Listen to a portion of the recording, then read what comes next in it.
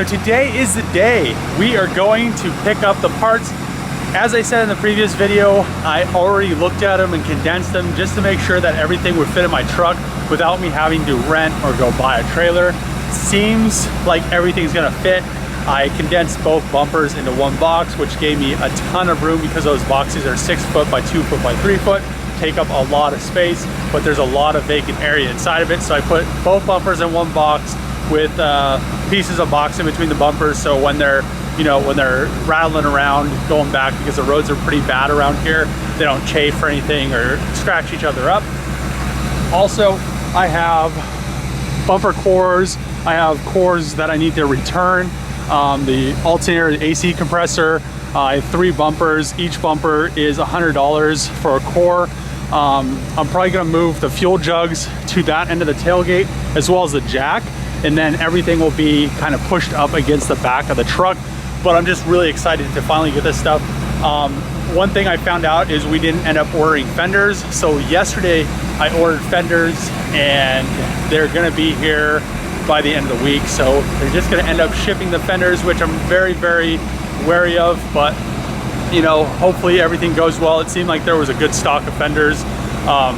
For the passenger side, the driver's side, I ordered the last one that was in stock. And then there's 12 on the way. So hopefully we don't have any issues with the fenders, but let's head over to the dealership and get everything loaded in the truck and finally head on the way. I had a great time in New York.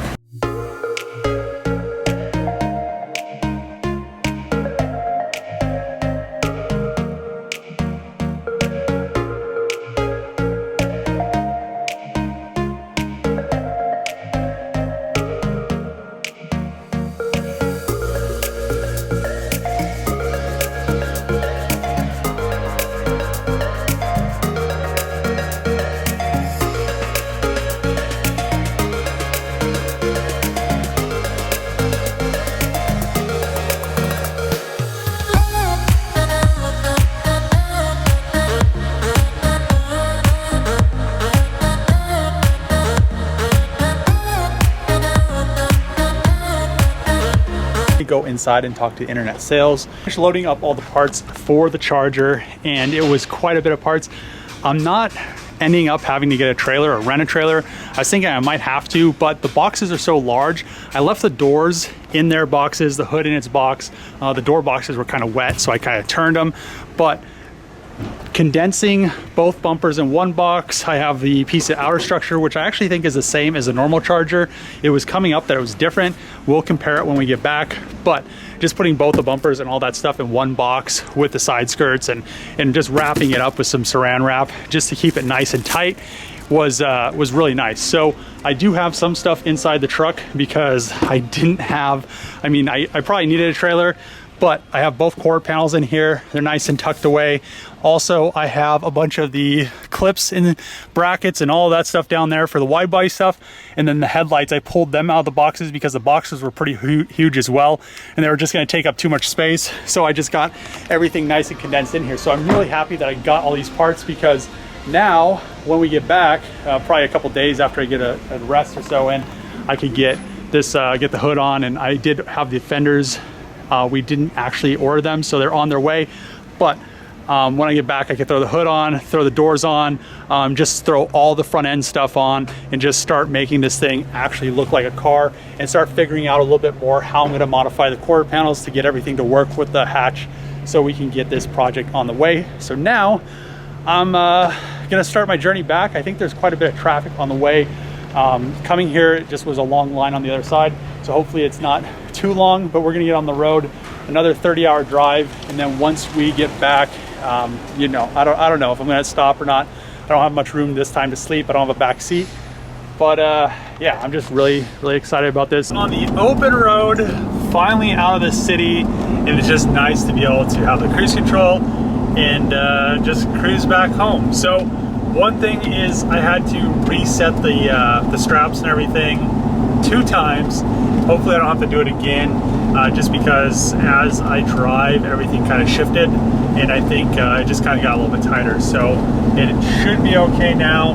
The saran wrap didn't really work out how I wanted to. It's, you know, driving down the road, tarps and saran wrap and stuff, it's really hard to get something to not get messed up by the wind. But let's continue on the journey, and I will keep you guys updated on things that happen.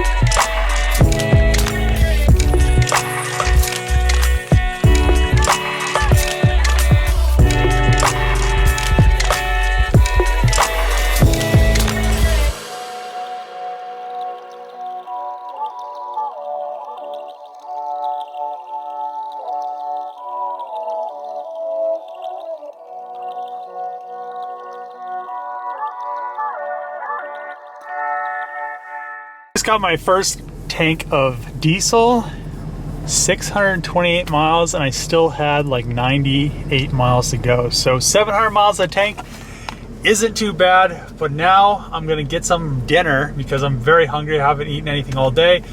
And also, you know, I'll be able to take a little stretch. My legs were actually cramping up because I walked so much in the park yesterday and they were already sore, and then they've been bent all day. So it's kind of like, I don't know what it was like, but I got out of the truck and they're just like really sore. So let's get some dinner, get back on the road. We are at 1,275 miles, which 19 hours and 14 minutes. It says I should be there around like, you know, 1:30. Minivan right here thinks it's gonna tow a car with that U-Haul trailer. That tranny is gonna be mad for sure. I mean, I wish I could see the results and what they're gonna actually tow. Just getting back into Kansas City. In half a mile, keep left at the fork to continue on I-670 west. Follow signs for I-70 alternate, I-35 south. So that means we only have like 400 miles left to go. I'm so glad right now I'm back in the Midwest because we have those 80-mile-an-hour speed limits. I mean, once you get to the East Coast and once you get to California on the West Coast, it's the speed limits start going down further and further, like 55 miles an hour. 55 mile an hour speed limit is unsafe on a long highway. It's just boring. So I'm just so happy it's 80 miles an hour. This trip would have been a lot shorter if all the speed limits were 80 miles an hour, but we're back and I only have, what, 4 more hours or what it is, but Kansas, their main source of income must be pulling people over because there's like 700 cops on this stretch of highway, just like get everybody. And I've been tagging them. Like every time I go by one, I tag them on Google Maps. So, but I've seen quite a few people pulled over. It's just like their MO is to pull as many people over in a day as they can. I just can't believe there's that many cop cars on just like chilling on the side and the shoulder and pulling people over and all kinds of stuff. Built the F350 up for the last time. I love that this thing gets 600 to 700 miles to a tank of fuel, but I have 4 more hours to go and we'll be home. I can't wait. And I got lunch too, so I'm 100%. Actually, I'm not even gonna go home first. I'm gonna go to the junkyard, unload all this stuff because I really am excited, and I'm surprised I'm not tired because I've been up for, man, I've already been up for like 22 hours. No, 26 hours. I've already been up for 26 hours. So by the time I get back, it'll be like 30, yeah, like 30, around 30. By the time I get home, it'll probably be like 35. So, I mean, we'll see, but I'm excited. That's really, I think, the only thing that's keeping me up at this point right now, and maybe a little bit of the Dr. Pepper that I had. Must be this guy's first day on the job. Come on. Finally back to the junkyard in Colorado. I left New York at noon on Tuesday, and now it is 6:20 on Wednesday. So that isn't too bad. I stopped and took a 2-hour nap, ate lunch for an hour, and then also getting fuel here and there. That consumes a little bit of time, but to me, that isn't that bad of a trip. So I just did it straight through.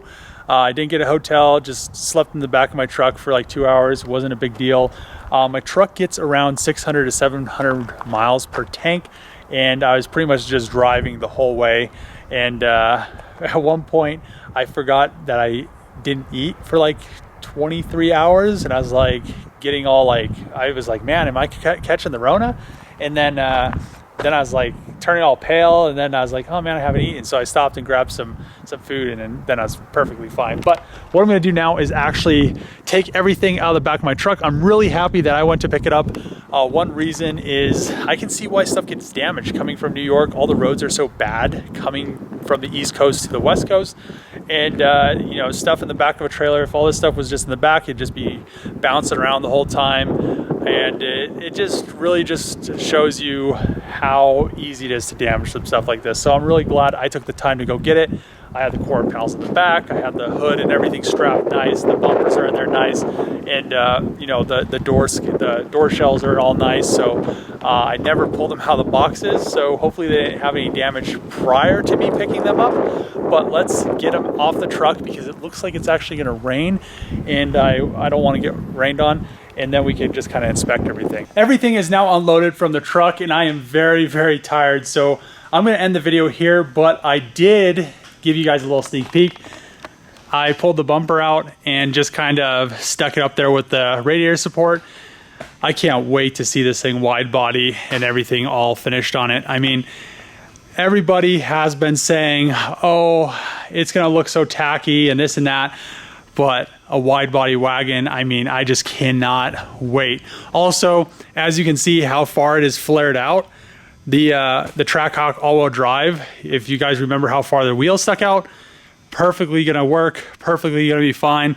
But I just love the newer bumpers. I have everything, the grills, brand new headlights over here. Everything is brand new OEM. But yeah, I mean, everything was pretty expensive, and a lot of this stuff actually, the bumper clips into it. So that being said, I'm going to throw the bumper back in its bag, throw it back in the box, and then later on we will, you know, it'll be painted once it goes back on the car. One thing nobody really could give me a definitive answer on when I was looking was if the bumper had the flares molded into it. It does. So that's pretty much going to be it. The bumper's there, the front bumper. We got the rear bumper over here still in the box. I just kind of protected both of them like that. Also, the side skirts are right there. You need side skirts. All the rear bumper stuff. Both door shells. There's one. There's the other. Both of them are perfect. No damage on them. This is what I like. I went and picked it up myself. No issues, no damage. Don't have to worry about anything. Quarter panels, hood. There's a grill with all the other bumper grills and the flares. Just a lot of parts to this thing. There's the one piece of inner structure, which tomorrow when I have a little bit more energy, I'm going to actually compare this piece of inner structure to the piece that came off of the car. I'm pretty sure that they're exactly the same, but I'm going to wrap this video up. Thank you for watching. If you're new and came from DIY gang, I'm very tired. Thanks for subscribing. Thanks for watching my videos. Hopefully this project is going to turn out as good as I imagined it in my mind, and I'm pretty sure it will. But just stay tuned. It's going to start getting a little bit spicy. And thanks for watching. Subscribe if you're not subscribed. Comment below. Thumbs up. See you guys next time.